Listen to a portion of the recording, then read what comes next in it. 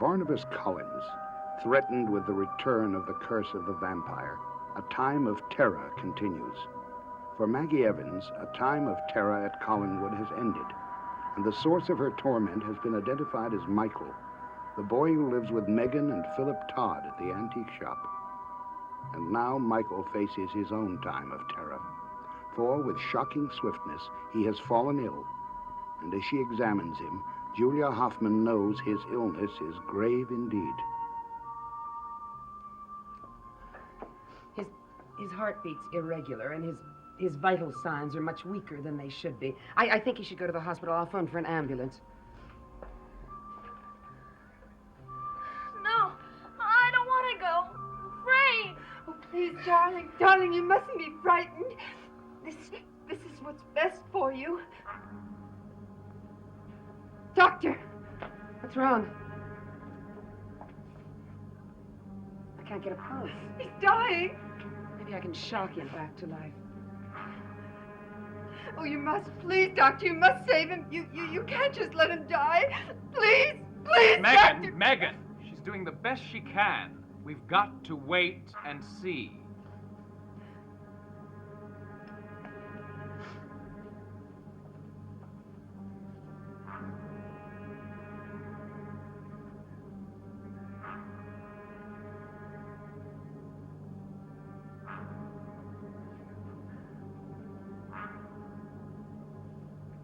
Didn't work.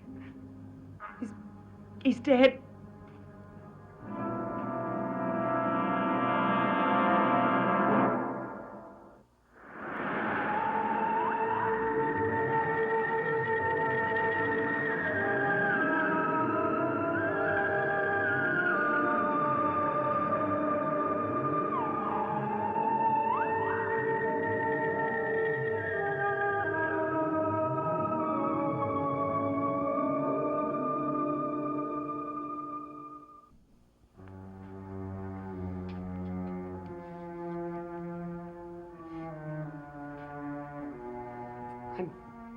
I'm sorry to have you talk to me at a time like this. The formalities must be dealt with. Wish I understood what happened to him. There's your answer on the death certificate. His heart just failed. But for Megan and me, it's going to be more difficult to find an answer. I'm sorry, Doctor. I didn't mean to be rude. You've been wonderful, not only with the boy, but with Megan afterwards. Philip, tell me about Michael's medical history. Has he ever been sick?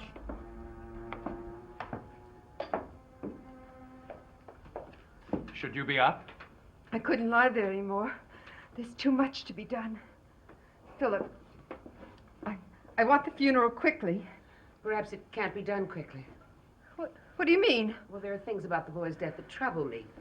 Classically, it's almost classic, actually, but I would really rather having some discussions with my colleagues at the hospital, and perhaps have one of them examine him. Colleagues, oh, you're really something. Megan, she's trying to do the thing she thinks best. Yes, for whom? For him? Oh, you want to talk about Michael? Dr. Hoffman, well, then discuss him with me. I'll tell you everything you need to know. Well, actually, I was just asking Philip if he had ever been sick. Yes, he was when he was very small. But his parents, they gave him so much love that they willed him to be healthy and strong. And when they were killed, that will was taken away from him. He was all alone. Well, we all tried to help him. First, Mrs. Hutchins. Who is that? She's the neighbor in Colleyville that Michael stayed with after the accident. God, she was crazy about that boy. She tried. Well, we certainly tried, but without them to lean on, without Bert Neville. Evelyn was Megan's favorite cousin. The deaths were a terrible shock to her, too. I'm sure they were. Oh, you talk about your classic cases. Well, this was one all right. That boy died because he didn't want to live anymore. His heart stopped beating because he didn't want it. It was broken. I'll finish filling this out, and then you can make whatever arrangements you want. Thank you, Doctor. Is there anything else I can do? Yes, there is. Tell Carolyn and the others what happened. Tell them not to call and not to try and see us until she's ready.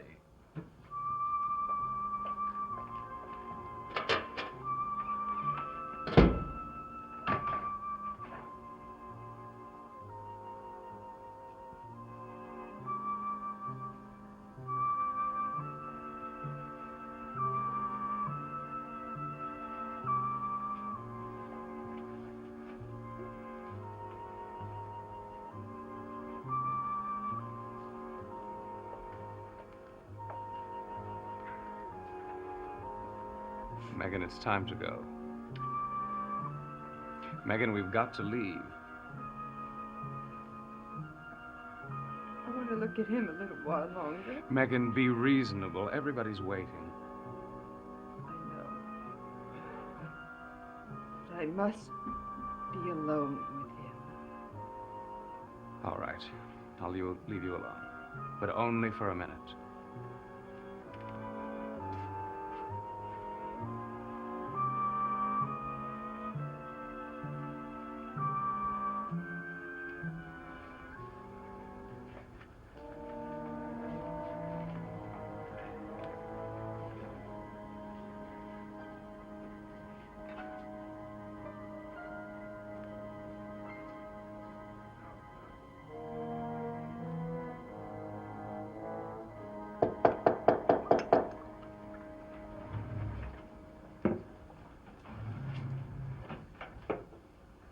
Where have you been?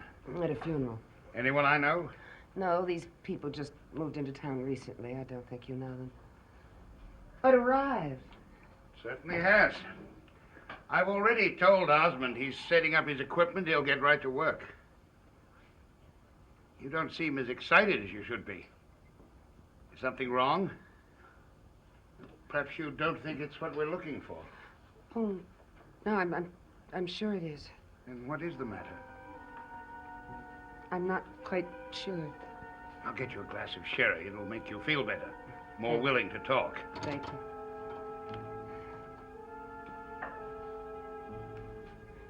By the way, do you know where Coleyville is? It's about 20 miles down the coast. It's a dreary little place. Why? Oh, someone mentioned it, that's all. You do look pale. Are you sure you're all right? Yes. Yes, actually, I haven't had anything to eat since breakfast. I'll get you some English biscuits as well. Thank you.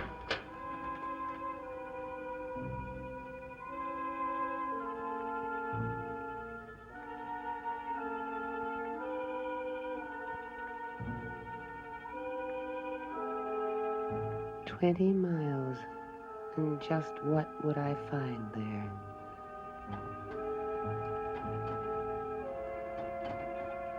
I'll tell Osmond we're coming, but first you and I must have a serious talk. Julia? Julia?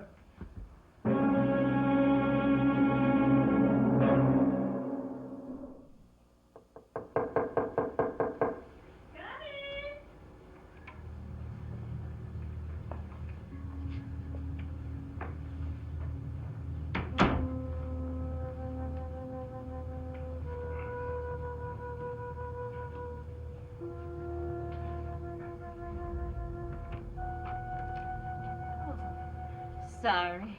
I've been lying down. Haven't been too well lately. Oh, I'm sorry. And yesterday I had some news, some tragic news. Yes, I know. Oh? What do you know? Mrs. Hutchins, I'm Julia Hoffman, Dr. Hoffman from Collinsport. Megan told me how you'd cared for Michael. Oh. I was nearby and I thought I'd drop in and talk to you about him. I was with him when he died. It was a terrible shock for all of us. Not to me, it wasn't really. Not the way that boy grieved for his parents. Was the funeral nice? Yes. Yes, it was very nice. When Megan called me, I told her I couldn't make it. That's why I had to give up the boy, you know. not well enough to handle him. Was he difficult? Difficult?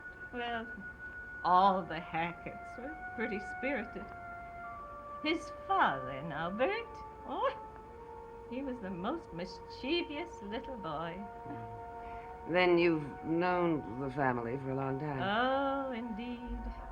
And to think they're all gone and I'm still here. Mrs. Hutchins, I was very nice of you to let me come. I do appreciate it. Oh, no, Doctor. You're the one who is kind to think of comforting me. Let me take you to the door. No, I think you should go back to bed. Oh, no. Manners. That's what I always taught Michael. Manners.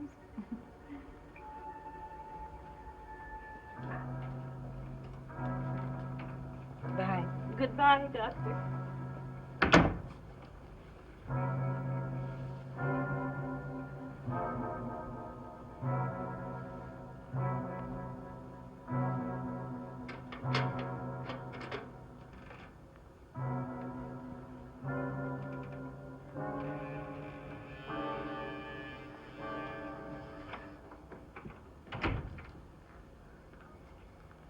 You did very well, Mrs. Hutchins. You were very convincing. I still don't understand how you found out about me. Oh, I know about a number of people who at the proper time could prove very useful.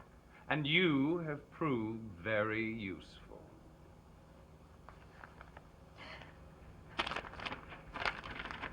Oh, it's all there, just as we had agreed. Enough for bottle after bottle.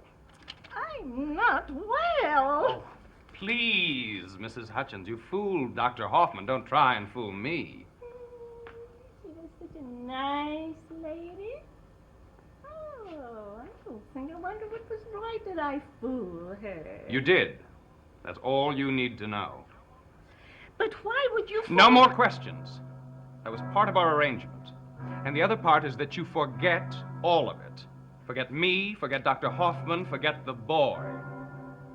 It's all something you dreamed after too much whiskey. One thing What is it? that I can't remember, I can't think. I've got to know. Was there really a little boy who died? Did he really exist? Or did you make him up too, like Bert and Evelyn? Please, tell me that. We've just been through all of that. For your own good, forget it.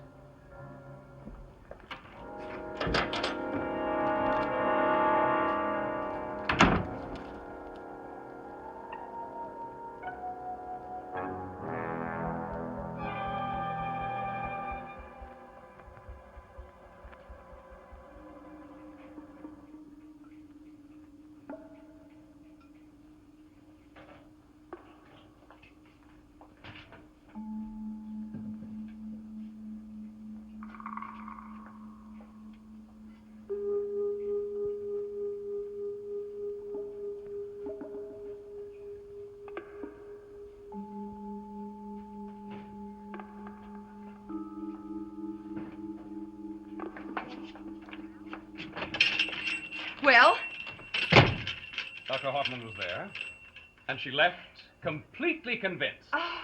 then it's all over. It's all over. Now I'll have to learn to stop looking for things that Michael would like. I demand to know what's going on. You can't just walk out of here like that. I'm sorry, but there was someplace I had to go. Coleyville. Yes, I hope your trip was worth the time. it was. Now listen, earlier today, you said you wanted me to talk to you. Well, I need to talk to you now. I need your help desperately. What do you mean? I'm not sure. Something is going on. The way Barnabas has been acting, Paul Stoddard's mental condition, and a whole series of strange little boys coming and going from that new antique shop. They're all blonde and blue-eyed, and they have the same birthmark on their wrist. All of these things are linked up somehow.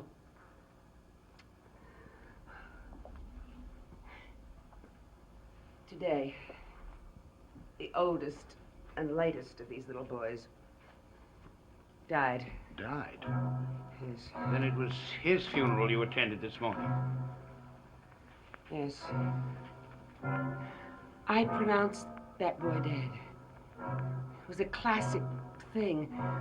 All the symptoms were as if they had been read out of a book. I saw him in his coffin. I was there when they buried him, and yet... What?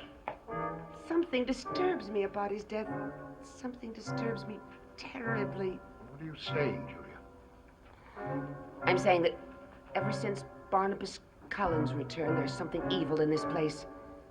It is threatening all of us. We must try to stop this danger. The question is, Julia, how do we begin?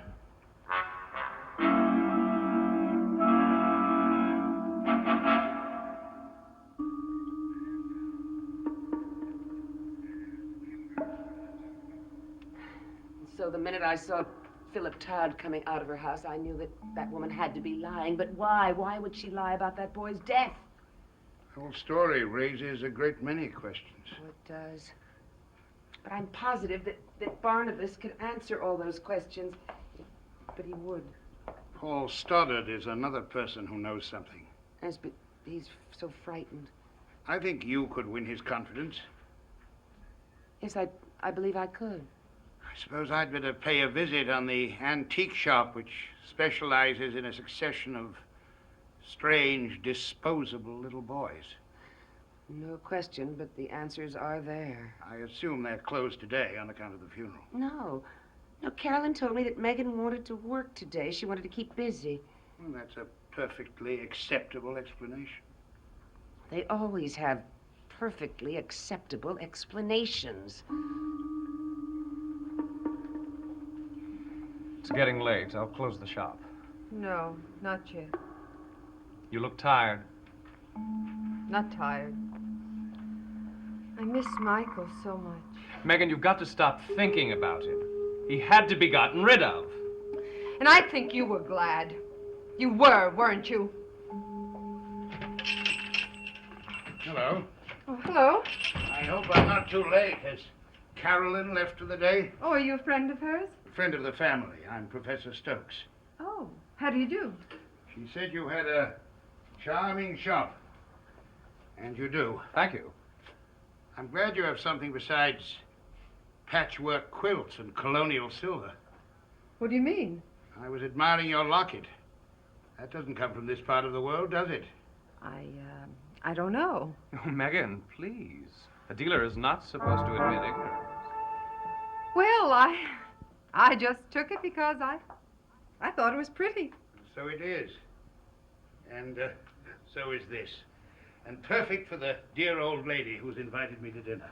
Oh. I'll wrap it for you if you'd like to browse while I do it. I'm afraid I haven't time. I'd like to come back later and look things over more carefully. Oh, well, we'd like that too, Professor. I'm particularly interested in old New England prints if you run across any. Okay, we'll keep our eyes open. I'd be most grateful. Your package, Professor. Thank you.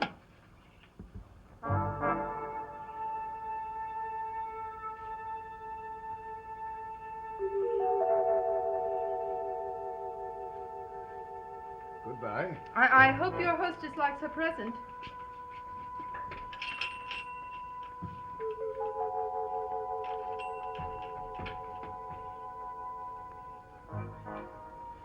You had the same feeling I did, didn't you?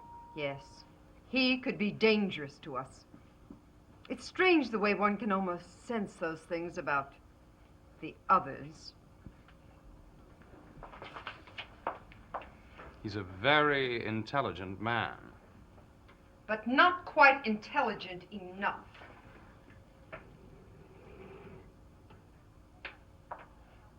All that talk about what a hurry he was in, he is standing across the street watching. I wonder. What? What's the matter? Perhaps I shouldn't have worn the ring. I'm sure he noticed it. Oh, what's the difference?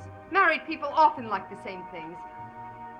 Oh, Philip, I am tired of all this waiting, tired of hiding, and tired of pretending that we are like other people. We are not. If we were, I couldn't have given up Michael. I couldn't have seen him lying there, dead. I told you to stop thinking about him. It only upsets you. Oh, yes. Goodbye for now, Professor Stokes. I hadn't realized how dark it had gotten. Or how quiet it's become without Michael. Megan, I told you to forget about him. Michael is dead. I'll turn on the lights. No, Philip. Do you hear something?